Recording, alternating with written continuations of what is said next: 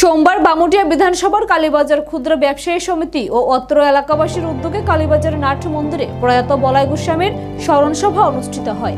প্রথমে তার প্রতিকৃতিতে পুষ্পার্ঘ অর্পণ, 2 মিনিট নীরবতা পালন, পরে তার কর্মময় জীবনের উপর আলোচনা করা হয়।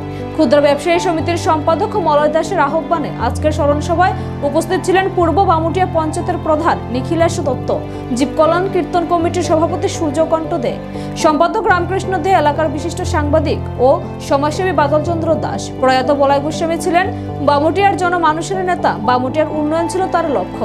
আজীবন তিনি বামুটিয়াবাসীর সুখে দুঃখে ছিলেন। আজকে তার স্মরণ সভায় অনেকে আবেগতাড়িত হয়ে কান্নায় ভেঙে পড়েন। কম সময়ের সংবাদের নারী পুরুষের উপস্থিতি প্রমাণ করে বামুটিয়াবাসীর হৃদয়ের স্থান ছিল উনার। উপস্থিত সকলে উনার আত্মার শান্তি কামনা করেন। কালীবাজার ক্ষুদ্র ব্যবসায়ী সমিতি আয়োজিত আজকে আমাদের প্রয়াত বলাই গোস্বামীর স্মরণ সভা অনুষ্ঠিত হচ্ছে। এখানে আজকে আমরা স্মরণ সভা করেছি। কালীবাজার সমস্ত ব্যবসায়ী, ক্রেতা, বিক্রেতা, অত্র এলাকায় উদ্যোগ নিয়ে স্মরণ সভায় আমরা 2 মিনিট নীরবতা পালন করেছি।